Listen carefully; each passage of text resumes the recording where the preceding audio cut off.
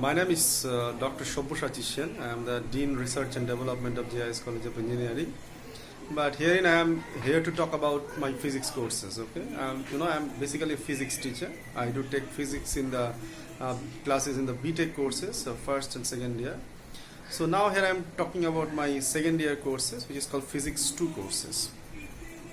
Now, second year course in Physics 2 is separate for separate branches. For computer science and IT, bokeh is something. For mechanical, civil, it is different. For electrical, electronics, all are different. Obviously, they are learning in a different semester. Now, it is stream specific. It is as per the requirement of your own subject. Okay. Say in the computer science and IT syllabus, we have added the latest computation like quantum computation. Like the applications of latest materials called nanomaterials, how the storage and display devices works. These things are not so much connected with the mechanical and civil engineering, who are also learning physics 2 in this course. So we have kept courses like the ultrasonics, okay, which is applied in mechanical and civil. The concept of building acoustics for civil, which is not needed for you. So basically, we have made it stream specific. We made a thorough analysis of the requirement of your course from your department, from your alumni, from the existing student. We made a survey. Based on that, course objective and outcome was framed, and let me present the same now. Now the course objective of this Physics 2 course for CSE and IT student is to introduce topics, okay, is to apply quantum mechanics for learning the latest of computation called quantum computation, learn quantum logic gates. Is to, as a student, you get comprehend about the hardware sectors of your devices, okay, the storage, display part, and also the latest storage devices. The entire electronics is moving very fast, and that is because of the revolution in semiconductors and now the nano devices. Okay, so an introduction to that. So that will be another objective of this course. And also this entire communication system, okay, it's based on the electromagnetic theory. Okay, so we'll also provide you some glimpses of electromagnetic theory, because later on you have got courses on the analog communication and digital communication. Okay. Now the major course outcome of this Physics 2 course for CSE or IT student is that after undergoing this course, you will be able to explain the electromagnetic theory with your basic knowledge of electrostatics, magnetostatics and electromagnetic theory. You will be able to explain the most modern computing devices using the latest idea of quantum mechanics and quantum mechanics principle.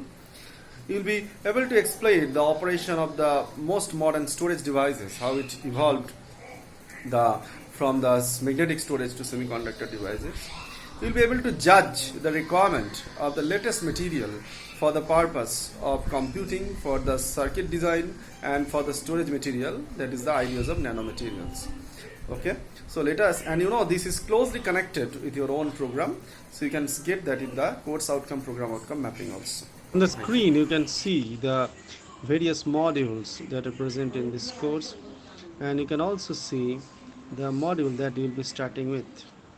We'll start with one of the promising modules of the course, as well as you can also see the topic that we will begin with. And in this particular class, whatever we will be focusing on, the related prerequisite, what is the objective of the class, and if at the end of the class you're supposed to get something from me, that is the outcome of the session. So that session outcome also you can see on the screen.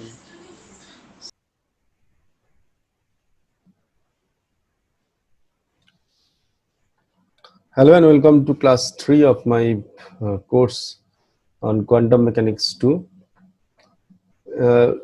Past two classes we actually spent in recalling whatever you learned in the first year quantum mechanics course, that is called quantum mechanics 1. And the major outcome of particularly of the last class are the three issues. There is a issue is that in a quantum mechanics class, we focus on specific aspects of matter. There is this wave nature. And wave nature of matter is not a story now. The idea was taken up by Louis de Broglie. Later on, it has been proved experimentally by Davison and Germany, So it is an accepted fact now that a matter can show the property of a wave. Now, in a quantum mechanics 2 course, is that we accept that fact that a matter can show the property of the wave. And if a matter becomes a wave, then how to take care of that situation? So that is something we try to explore this in the third class today. And it's a continuous journey. It will take few classes to realize how to take care of this new situation. Okay, matter will be represented, is showing wavy nature. Wavy nature will be manifested by a mathematical function psi. Psi has been popularly used, that's why I referred psi. And how to take care of this new situation? I'm using a function to represent the matter. So these issues we have to slowly adjust, and we have to realize how to take care of the situation. Two options are there, either to quit or to continue with the discussion. We will continue with our discussion. We will use mathematics to its level best to make the situation in favor of us. Okay. So the idea is that this is myself, and if we, from the previous class, therefore we get two major ideas. Obviously, the first concept is wave particle duality, which tells a non-wave can be matter-like, light can be photon-like. That is studied in photoelectricity. X-ray can be photon-like, that is studied in Compton effect. So those ideas are there. Now Dubreuil is telling the opposite, that a matter can be wave-like. And if a matter becomes a wave, its wavelength should be the Dubreuil wavelength. So this is a very important idea, and it has been proved through that electron diffraction experiment. Okay, that a matter can show wave nature. So it is an accepted fact now. You can see that beautiful animation. Okay, there is a electrons orbiting around. Okay, so there is a wave of electron. So question mark was that what? It's a wave of what? Answer we have given. It's a wave of probabilities. I mentioned in your previous few classes also that in nature 4 things can happen. A matter can show the property of matter, that is collision.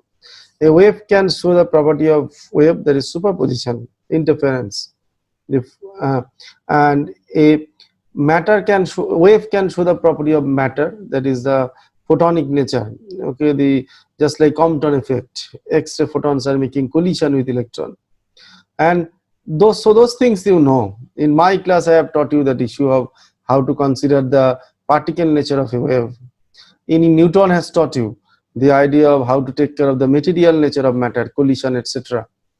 And wave nature of wave, you studied interference. Which you have not studied properly, or which you are not aware of, is this last issue, the wave nature of a matter, which was dreamed by Dubreuil, which has been proved by Davison and Jarma, but we hardly know how to take care of the situation. So that is the focal point of this class, basically, to discuss this wave nature of the matter. So that means if I present it in a diagram, suppose an electron is moving with some mass m, some velocity v, some momentum p. So if I am describing electron like this, electron is a matter because these are all material property. It will collide with another electron. This is an accepted issue. What I am trying to tell, that in our class we do not focus on that issue, because how two matters collide, that we know from Newtonian mechanics. What is the focus of this class is that green arrow. We focus on the electron. Okay, fine, there is an electron, but in my class it will show the wave nature. And wavelength is described by that Dubreuil wavelength, lambda is equal to h by p. This is something uncanny.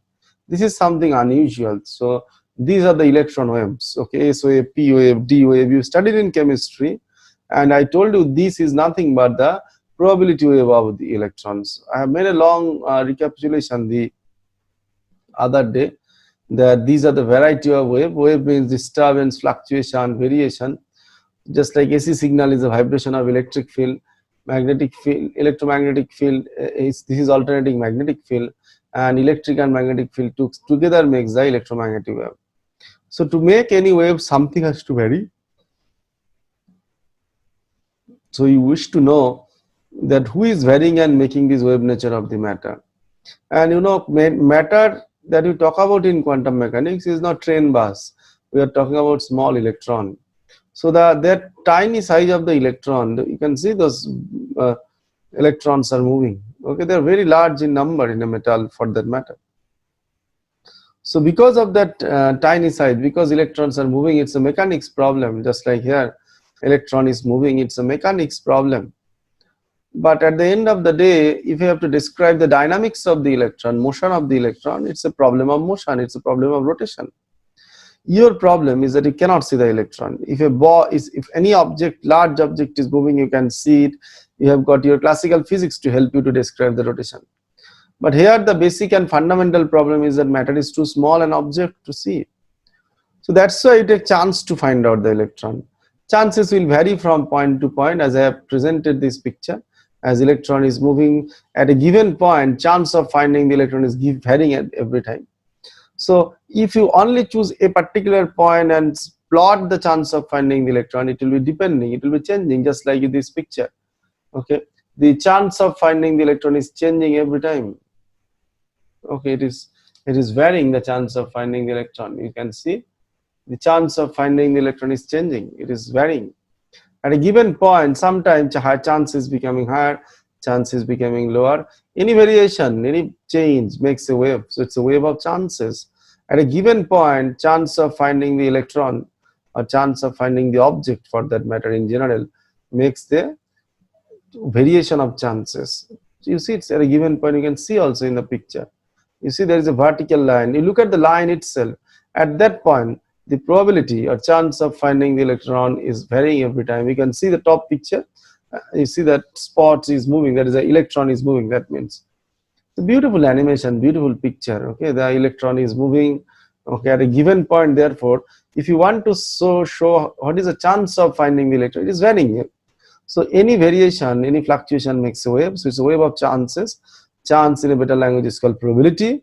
So it's a wave of probability. So the wave we talk in a quantum mechanics course is not the usual wave. It's a probability wave. Okay, it's a wave of probabilities. Okay, and but I told you with some more examples the other day. Okay, fine. These are the more other type of examples. Wave of probability waves. Now this is the electron wave. Okay, just now I told you electron is moving.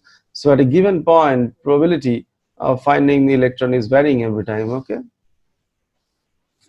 so that is making the wave probability wave, S wave, P wave.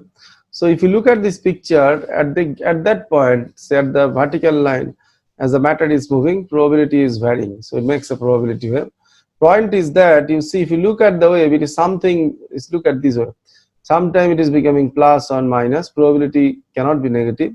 So that quantity which is varying is defined as the function called a wave function, which is represented by psi. It's a function of space and time because it is changing in space as the matter is moving in space. So obviously wave pattern is changing in space, and also it is a function of time. Okay, after some time everything might change. Okay, so therefore the chance is probability of finding the given by particle is given by mod psi square. If it is large object is there, a small object is not there, this is called Bond's interpretation. This gives total probability equal to 1. You can see this is psi square. Now you see the probability chance of, you see the variable, the varying, that matter is moving, so chance of finding the object is varying. Okay, so but that variable I am calling as any function psi, so it's so that its square modulus is always positive. So therefore in a problem, therefore knowing this wave function is very important, because suppose of this problem I wish to know where the electron is, so I have to get wave function of the electron, psi of the electron. If I take the square modulus of psi, just like this case, you see the picture, you can see the psi is varying. Okay, now if I to know, but it is psi can be plus and minus. Okay, you can see there also this picture. Okay, you see matter is moving. Okay, so as the matter moves, its corresponding chance of finding the matter for that matter is also varying. Variation makes a wave, but that is can be both plus and minus if you plot it in a graph. But because its probability cannot be negative, so you say the variable may be a function psi. So in a that chi square will give you the actual probability of finding the particle. So therefore, it is a real problem. Suppose an electron is moving around the nucleus. So your first job is to therefore to get the function psi, because if you then take mod psi square, you could develop an idea where the object is. Okay. So knowing psi is therefore the key. So today actually we'll focus on this. Suppose this is the electron. Electron is moving. I wish to get psi. So how do I get the wave function? Okay. So that is the focal point of the class. How do you get the function? Now, for that purpose, I actually want to knock at your basic mathematical background. All of you have got a lot of mathematical idea, mathematical knowledge, and you solved a bit of differential equation solution also. You solve variety of other topics of mathematics also. So in this juncture, I want to know psi, the wave function is a function. Now the question is that, my question is that how do I get it in a problem? So my question to you is that how do you get any function in mathematics? What is your answer? Yes. What is your answer? If how do you get, suppose I have got a function fx, how do you get this in mathematics? In usual mathematics, you get a function by solving an equation, differential equation. Maybe second order, maybe first order, depending on the nature. But ultimately, you have to solve a differential equation to get the function, any function fx, just like this. If you integrate this differential equation, you will get the function. So technique is that you have to resolve a differential equation, you have to solve a differential equation to get any function. So similarly here also, psi is a mathematical function. Okay. So to get psi, therefore you have to solve a differential equation. Now that differential equation looks like this. Now this equation was proposed long back by an Austrian scientist at a dinner party, in 1926 by Austrian scientist. His name is Erwin Schrödinger. Now Schrödinger proposed this equation. This equation does not look good at a single glance, but this is the equation of motion of a particle in quantum mechanics. If you look at the equation, you will notice there are so many terms. H cat means Planck constant by 2 pi, m is the mass of the particle moving, 2 is a number, double derivatives are there, and you see nature of derivative is partial because psi is a two variable function. Vx is called potential energy term. How it influences your problem we'll discuss very soon. And I squared del psi delta I is root over minus 1. So this equation is popularly known as the Schrödinger's Schrödinger equation. Okay. And the idea is that if you have to solve any problem in quantum mechanics, you have to solve this equation. Now, can anybody tell me what is the order of this equation? What is the order of this equation? The order of the equation is that you see del 2's are there. So obviously the order of the equation is it's a second order differential equation. It's a second order differential equation and it's a first degree differential equation. So that means the equation that is the basic equation of quantum mechanics called Schrödinger equation, it's a second order first degree partial differential equation. You can see that. So point is that if you have to stay in a quantum mechanics class, your job is to solve this equation. You have to learn how to solve this differential equation, because only after solving this differential equation you can solve problems in quantum mechanics, because if I solve this equation I will get the function psi, and if I know psi I can take psi square, develop an idea about how the object is. You can do many more things with psi. Okay, I'm just giving a glimpse of it. Everything, many more things you can do with psi. Okay, so therefore getting psi is most important issue. So how do you get psi? By solving this equation and the meaning of all the terms I mentioned. Now question is that how do you solve this equation? So before you solve this equation, I want to make you remember one more issue. Now, can you remember what is this problem? It's a physics problem. A train is moving. So it's a mechanics problem. Now, if you have to know where the train will go after some time, how do you predict answer my question? Or suppose there is another train moving. Suppose two trains are moving in opposition, can they collide? That is a question. Now, Another question is that when these two trains will meet with each other. So these are all physics problems. Okay. So how do you solve this type of question? So some man is walking.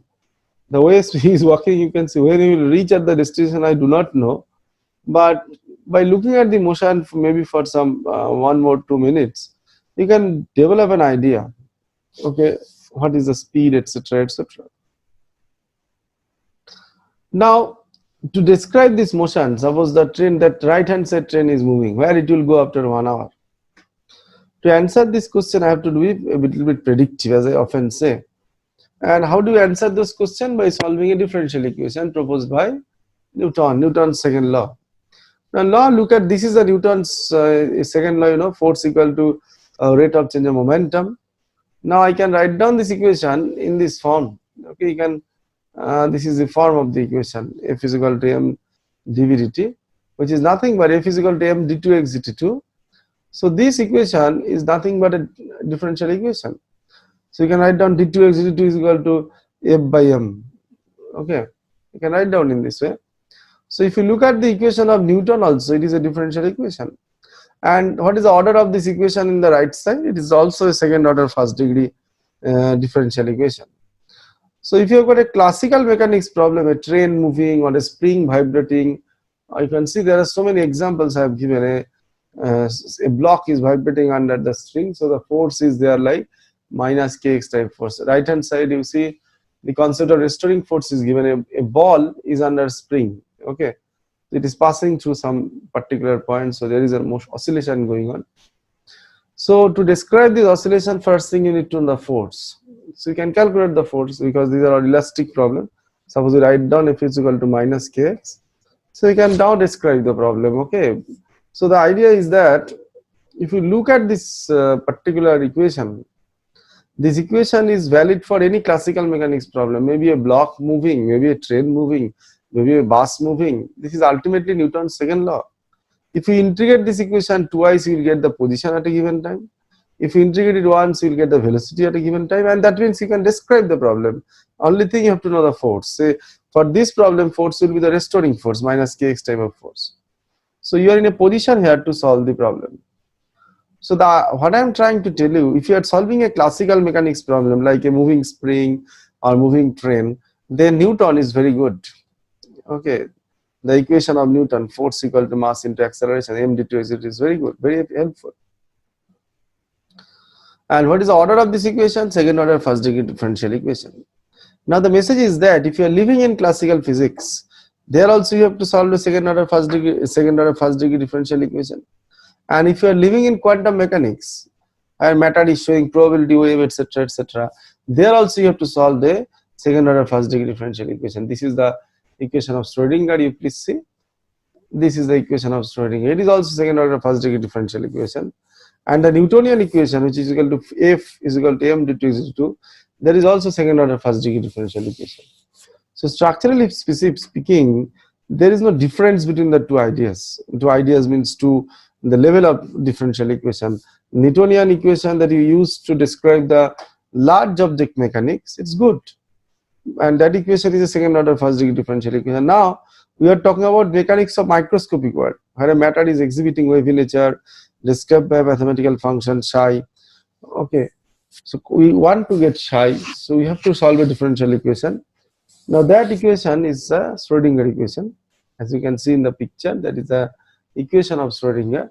This equation is a second order first degree differential equation, and if you have to solve a classical mechanics problem where force equal to m d2x dt2, that is also second order differential equation. So what I am trying to tell you, if you are living in classical physics or you may be living in quantum physics, in any problem you solve a second order first degree differential equation. In classical physics, that was Newtonian equation, and now in quantum mechanics, that equation is the beginning of quantum mechanics, that is the Schrodinger equation. So classical physics begins with Newton, and quantum mechanics problem or quantum physics begins with Schrodinger. Okay, so anything you do, any problem we will be solving now, it will be mere application of this quantum idea, because that is the starting point of classical quantum world. If you solve this equation, then you will get psi. After knowing psi, you can calculate many things, many parameters of motion, one simple parameter is take psi square to know where the object is. Okay, so these options are there, but getting psi is the most important issue. Okay, so how do you get psi in a problem? Just now I discussed this. We are beyond Newton now. Okay, we are using the ideas of this. Is so many Newtonian mechanics problem I presented. You see, everywhere force you have to calculate and describe the problem. Okay, Newton is very good. Second order first degree differential equation. And in a Schrodinger equation class also, where an electron is moving, there your equation is a Schrodinger equation. Okay, so if you look at the picture, if you have got a big matter moving, you can describe the motion by knowing the force is there, the acceleration is there, everything is given. Okay, now you can describe this problem, any problem, and these are more second level of problem maybe. But everywhere structurally your job is same. You have to know the force, solve different second order differential this second order differential equation and describe the problem. Okay, so major change is coming in the perception basically. That is in this this equation of Schrodinger that we have been talking about. It is only applicable for this microscopic world, electronic world. So there you can, just like electron is moving, there your Newtonian ideas are not good enough. Classical mechanics fails there, as I told you last year also. So therefore, to describe this type of problem, my working hand is the equation of Newton. Okay. So to describe the problem, say electron is moving, there my basic equation is Schrodinger equation, because that is going to give me the chance of finding the electron by knowing psi square. So I have to know psi first. Okay, after knowing psi, you can do many more things. Okay,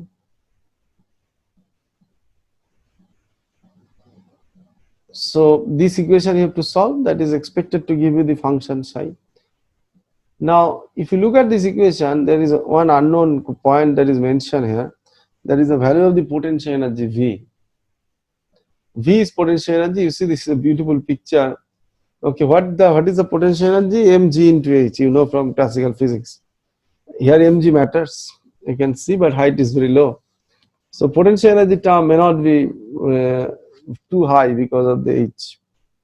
Okay, M and G may be whatever be the value you choose. Okay. Now the question comes in. Okay, this is force into distance like that. Okay. So this is the expression of the potential energy.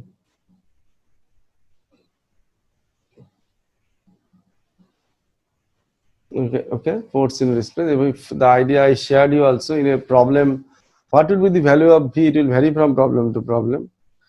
Suppose there is no force acts on the body. I told you earlier also, if force acts on a body, then what would happen? It requires potential energy. Now, if no force acts on the body, it does not. Okay, no force acts on the body. So obviously, there is no effective force acting on the body, means the corresponding potential energy term, which is like force into distance type of quantity, F is equal to minus dV dx, F is equal to minus grad V. So if you integrate potential energy, you will get the value of the force. Oh, sorry, if you integrate force, you will get the value of the potential energy. I'm telling the opposite. So in the force term is therefore very important. If force is there, you will get some non-zero potential energy. If force is no force, external force is there, system itself has got no potential energy. Okay. So when you be solving problem, so you can at least get an idea from problem to problem. My V is going to change. Okay, because electron itself maybe will be under different condition. When electron, for example, you are solving this problem. Electron is moving on the nucleus. So electron is under Coulombic forces. Okay, so it is under some force. Okay, so the idea is that, but still you have to write down the equation, you have to solve it, you can do many more things. Okay, so therefore knowing psi by solving the equation of Schrodinger is very important, because it is the basic equation. You have to use this equation. Okay, you have to, it's a very simple equation, you have to solve this equation. Okay, and the role of V I just mentioned. Okay, you can see these are more examples are given here. Now the question is that how do you solve this equation? This is a second order equation, it's a first degree equation, it's a partial differential equation. So all the complexities in world is there. But you know, for solution purpose, okay, what we can do, we can hide some ideas, okay, of basic mathematics. Okay, what is the first idea? First idea is that you can see there is a multivariable function psi xt. Okay, now our mathematics ideas tells us we can write down psi as a product of two separate function. Okay, suppose I considered a trial solution like a to the power ikx minus omega t. Okay, this is the trial solution. A to the power ikx minus omega t. Okay, and the beauty is that here it depends on two variables, space and time, and that is reflected in the expression of psi. So now I can write down this in this way: a1 e to the power ikx into a2 to the power I minus I omega t.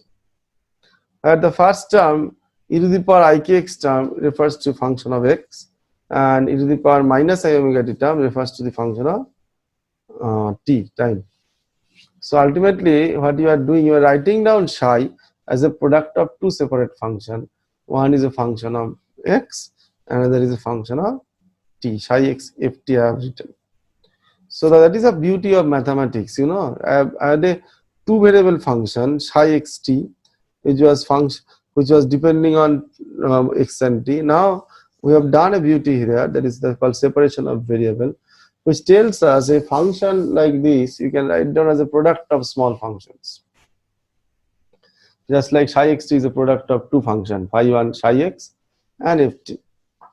Okay, so therefore our next job is to replace these values of d2 psi dx2 d psi dt and psi in that expression of Schrodinger equation in terms of right hand side values, that is psi x and ft. So what I have to do, I have to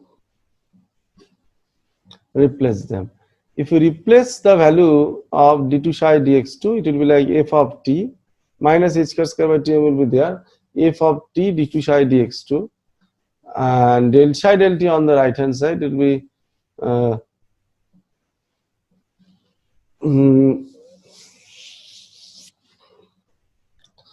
here the functional, you can see only time part will be differentiated, df dt, and psi l remaining same. After that we will do the replacement. Okay, if I do the replacement, you can see if f of t, I just put that equation for you, it will be easier for you.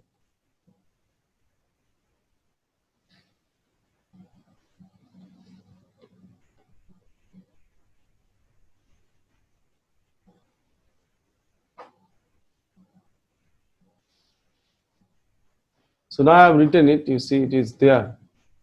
It was not coming initially. I hope you can see it now. Okay. So this is my equation of Schrodinger. So I have replaced this d2 psi dx2 term with the help of this expression in the other page.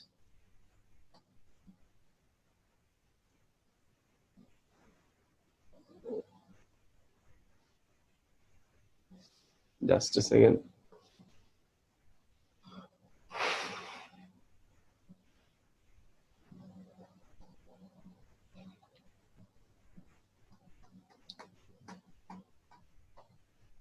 If you see here, I have got the replacement now.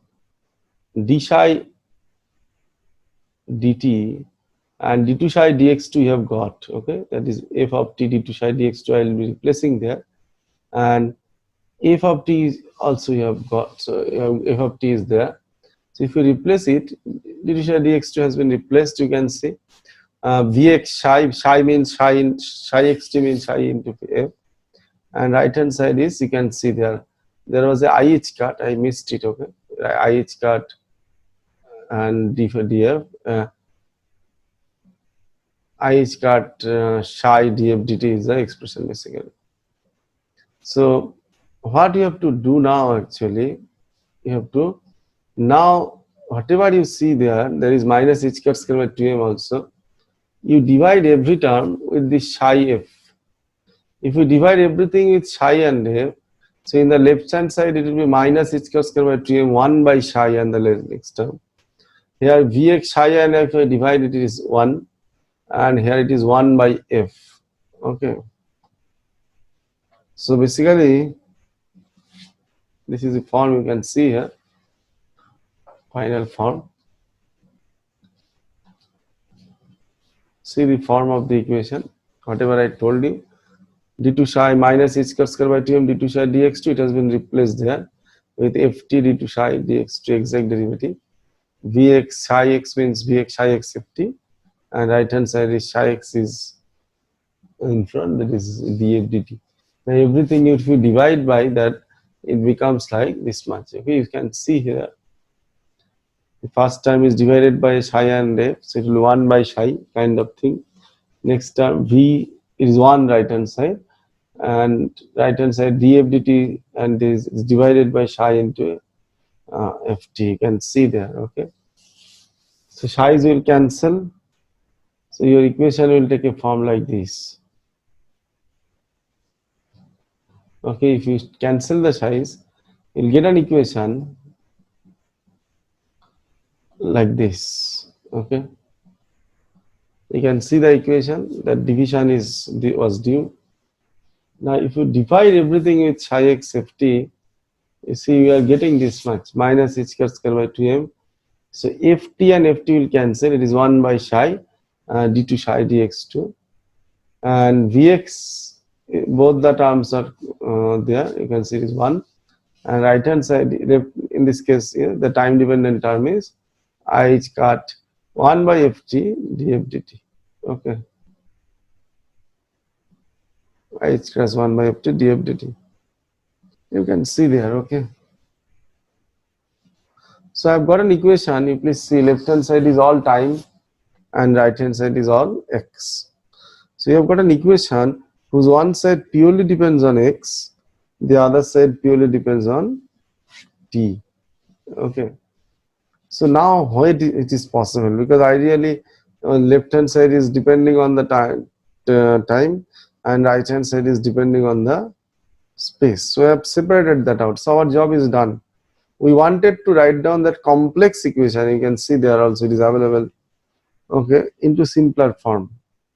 So that is being tried here. Okay, that complex equation is in much easier form, much simpler form. Okay, so you can see this is my final equation. If you look at the equation, right hand side is all x dependent, left hand side is all time dependent. Now the idea is that if you look at this expression,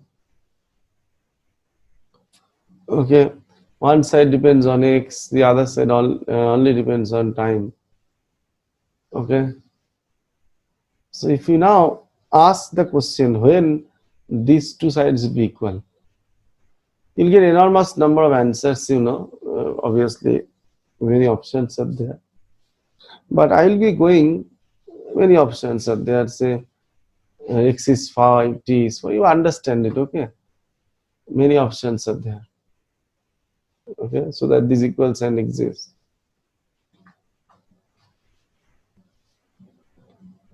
Okay, so now normally it is telling that it has to be, they should be constant. If you choose x equal to 5, t has to be 4, so that it gets 20. If x is 10, t has to be 8, so that it gets 40 like that. Okay, so the idea is that uh, I've got an equation, one side depends on time, the other side depends on x. Now both sides should be equal if after all the derivatives, okay, you're getting this type of term, x dependent term and t dependent term. Now common sense tells us they could not be equal. Okay, they could not be equal. Okay, only chance is that they could be equal if x and t are dependent on each other. Suppose x is 5, then t is 4, 20 like that. X is 10, t is 8, t is 8, 40. X is 1 by 4, t is 1 by 5. So depending on the value of the t, x is changing its value. And ultimately, I told you that in normal problem, therefore, if suppose I have got one side x dependent, other side t dependent, so we anticipate that in normal sense it is telling it they could not be equal because x means position and t means time in our case, and these two are independent variable. I am sitting here for last 45 minutes, so time was not waiting for me, time has increased. Okay, so whether position of an object is changing or not, it depends therefore on the nature of the problem. Okay, it depends on the nature of the problem. Okay, basic quantum mechanics tells us the basic mathematics tells me they should be equal if x and t are dependent on each other. But in my problem, you see there, left hand side is time dependent, right hand side is x dependent, position dependent. Now these two variables, okay, x and t, space and time, they are completely independent of each other. Okay, and independent in so that means if you make x equal to 5, t is telling no, I will remain as 1. Then who will be under trouble? The equal sign will be under trouble. So the logic is that in this equation, this equal sign can only exist if from both sides. From the right side, which is x dependent, I end up with a constant term, and from the left side also we end up with a same constant term. For example, in single case, this I've got a function like f(x square). Now, is it equal to ddt of 10t? Initial answers are obviously that one side x dependent, other side t dependent, all the stories. Okay, but if you see, it's a differential equation you are solving, simple differential equation, and after doing a little bit of 2 lines of mathematics, you get an idea. Okay, what is the idea? If I do the derivatives, okay, now the idea is that I am ending up with a constant term. Okay, and the beauty of the constant is this. Okay, so 10 is a constant. So message is that after all the derivatives, they are at the top of the equation, and the top of the equation is written. On the right side, on x dependent side, after all the derivative, we will end up with a pure constant like the 10 you have written here. Left side also, after all the derivative, we will end up with the same constant. Okay. Okay, if I get the same constant, then only then we are in a meaningful position. So that means that time dependent term will be remaining same as it was, and for the other what is happening, you can see there. Now time part, you can the solution is there, and for the space dependent part, you will end up with this equation. Now this equation is a very important equation. Here it is all in terms of x. Okay.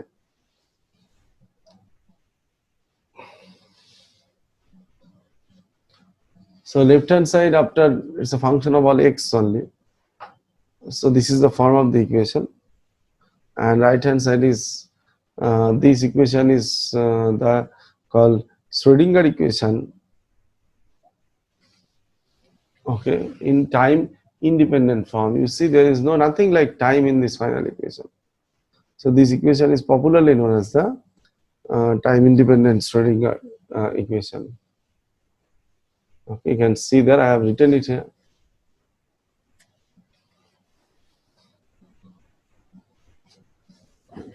Now in examination, it's a very important question.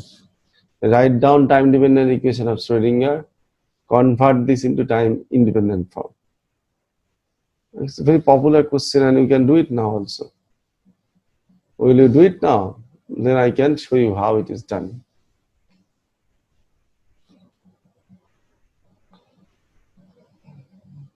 So let us solve at least. You see this the steps that I have done.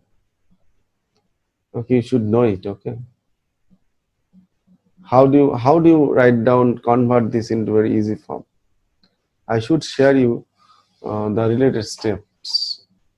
Okay, I have told you also, but you should have a look at. Please look. Just bear with 5-6 minutes, or maybe 2-3 minutes. I'm showing you how it is done.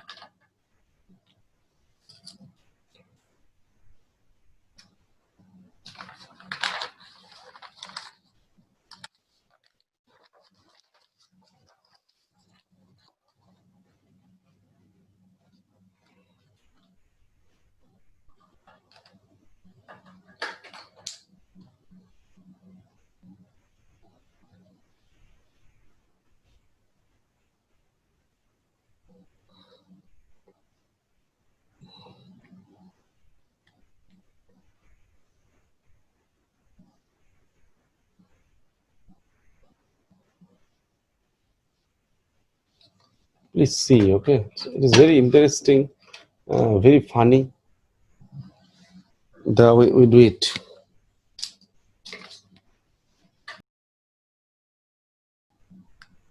Now this is minus h cut square by 2m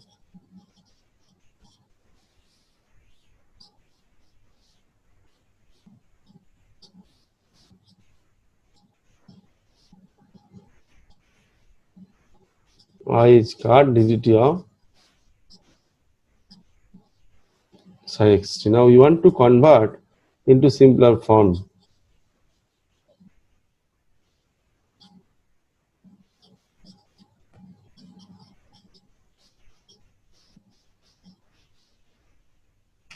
So let us make an assumption.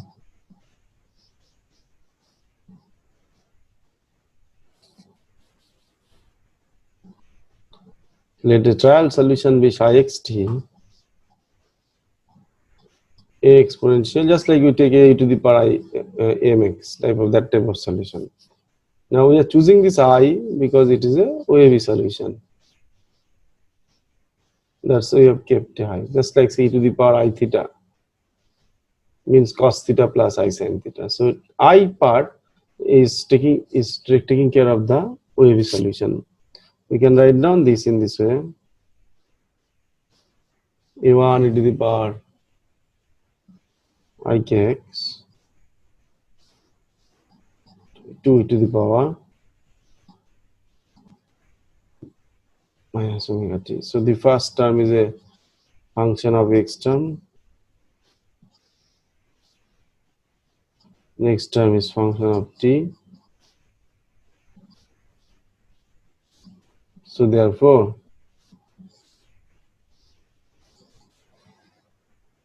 it is written as a product of two separate functions.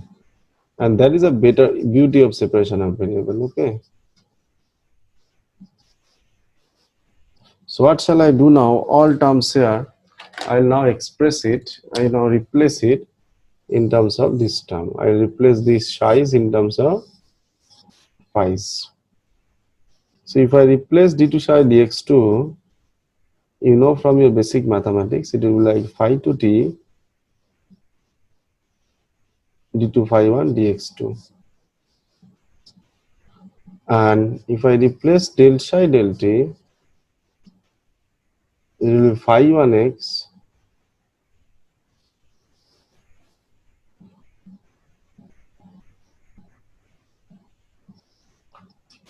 d phi 2 dt. So if I do the replacement,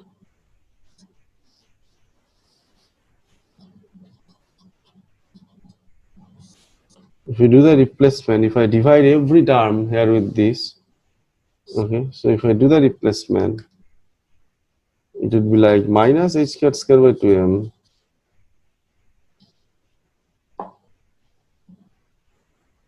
okay, d2 psi dx2 will be replaced now.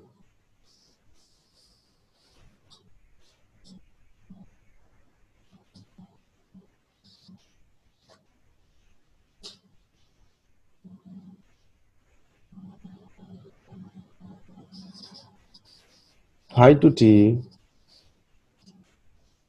d2 phi 1 dx2 plus vx psi is replaced as phi 1x phi to t, and right hand side is h cut del psi del t is replaced by phi 1x.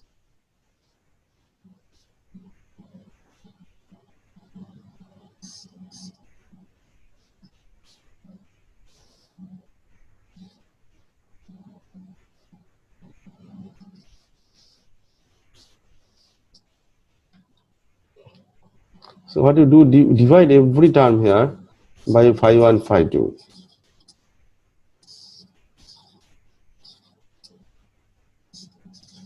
It is as good as getting this term to the right side and getting the phi 1 phi 2 in the other side.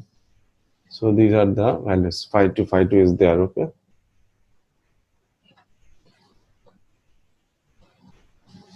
Here it is 1 and here phi 1s are cancelled.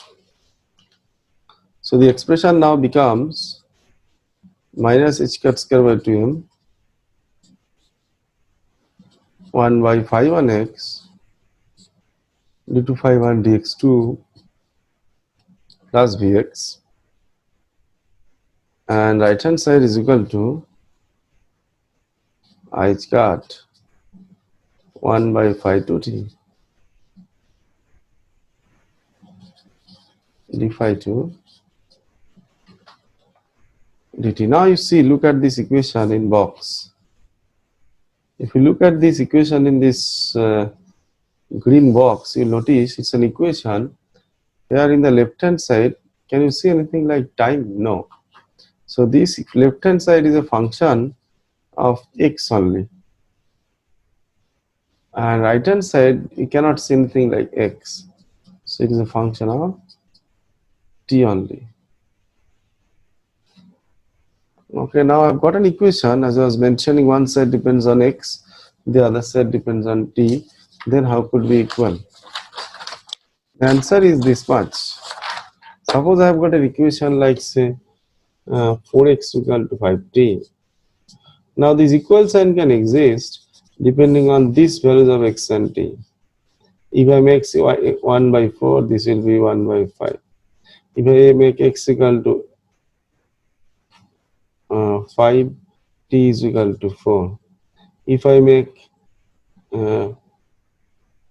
x equal to 10, t has to be equal to 8. So what I am doing, if I am choosing the value of x as 1 by 4, then my t has to be equal to 1 by 5. So I am making them dependent on each other.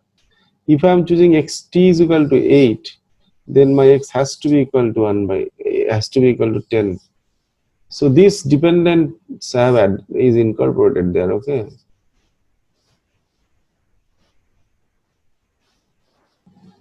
Okay. So it is possible here if these two are depending on each other. But in our problem, in our case, x means position, and in other problem, t means time. Okay. So, and you know, x and t, position and time, are two independent variables.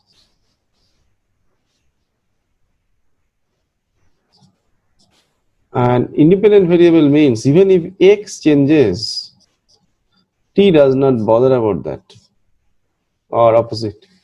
If t changes, x does not bother about that. So the question is that if that is the story, then what would happen? If I've got an equation 4x equal to 5t, suppose x is varying, I will become 1 by 4, and t is telling no, I will become 10. Then who will be under danger? This equal sign will be under danger. Okay. This equal sign will be under danger. So then, problem is that in my class, this is more prominent, because in my class here x means position,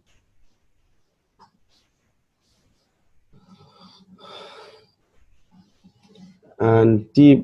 So if this idea is that this equal sign can exist if they depend on each other, that is our perception. But we need a situation where this here x means position and t means time in our problem, not this case. This in this form of the equation that you are having now.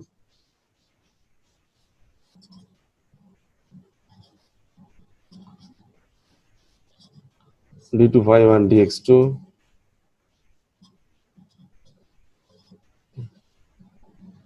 okay, plus vx equal to I cut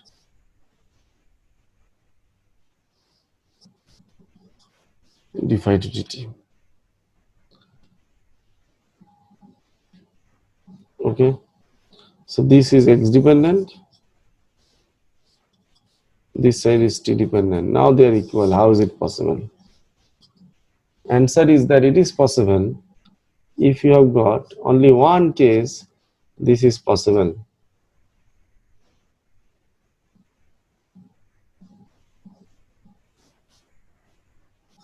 Only in one case it is possible. What is that case? Suppose I have got an equation d2 dx2 of 5x square, and it is equated with ddt of 10t. You see, After all the derivatives, you will get 10 here. Okay, and here also after all the derivatives, you will get 10. What is the speciality of 10? 10 is a number. Then what is its, its speciality? Speciality is that it's a constant, and here also after getting all the derivatives done, I get 10. Right hand side also will get the same rate. Okay, it is also 10. So what does it imply? Both of them are actually constant. So that is what is meant for that. These equal sign can exist if this side separately produces a constant, and this side also separately produces a constant. There are only then like this. 10 from this side I will get 10, from this side also I will get 10. So 10 10 I will say they are equal. So now therefore you can write down in this way.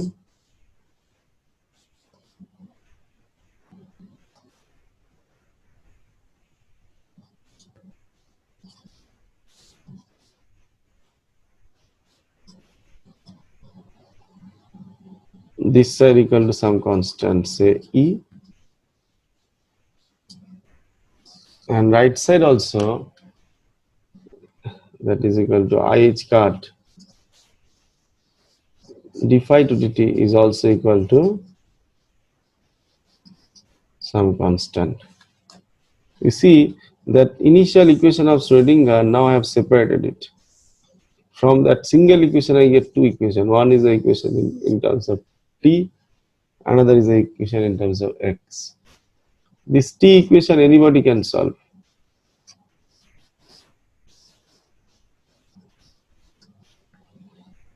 Okay, so you can do it very easily. So I like d phi to phi. Okay,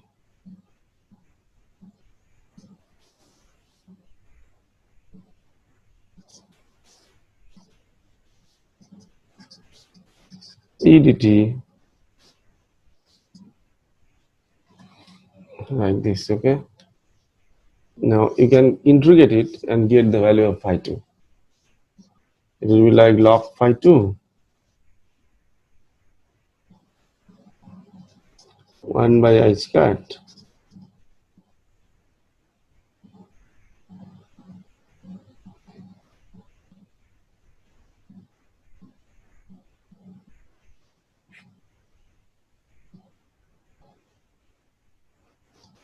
et. So from here on, we can get phi 2 is equal to some constant c to the power minus it by h cat. So that is not a problem.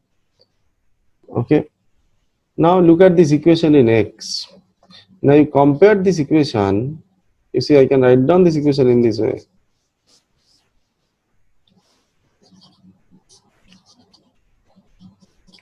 Plus vx phi 1 because I am multiplying it. E phi 1x. So now this final equation in x is something that you have to take care of in problems, because from problem to problem v is going to vary, so my solution will change. So one small thing to remember, if I now compare this final equation, this is the equation we get finally.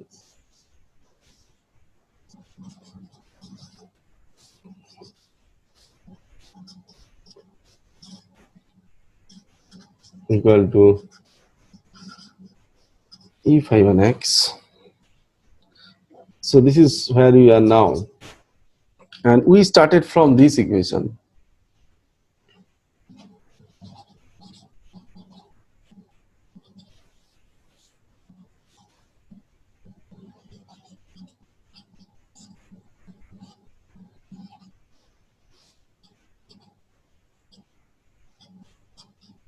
Vx psi x equal to I cut.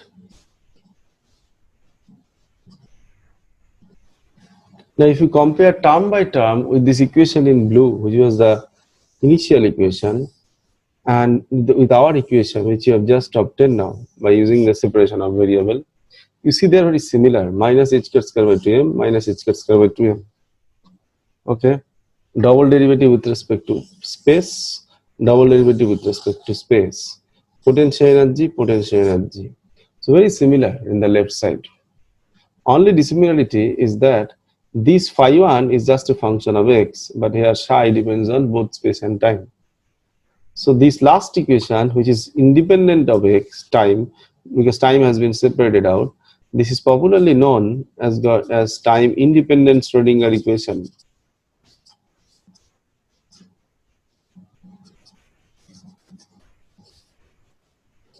And this equation, the other equation, this is called time dependent Schrodinger equation. This is the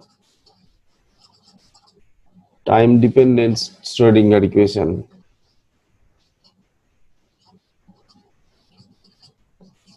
So what I have done, this is the equation you have to focus on when you'll be solving the problem.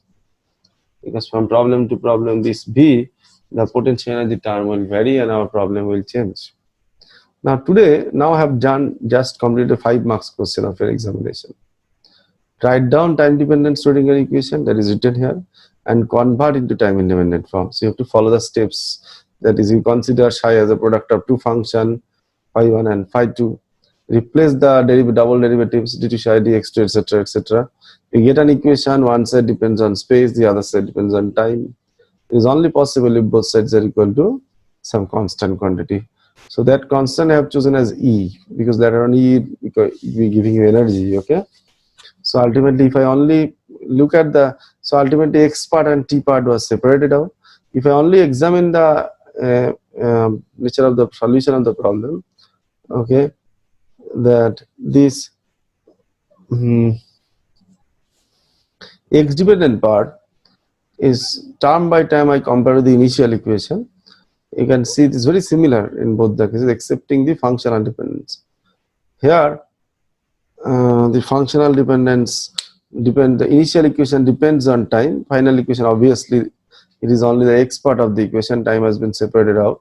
So the final equation, as you can see on the screen, is a time independent Schrodinger equation, and time dependent one is also written there. Okay. Now we'll be solving problem actually by the help of this final equation, because from problem to problem, V is going to vary. Now, question is that suppose I solve this equation, I get psi. Now, how to get psi? You have obtained psi, but what to do with psi?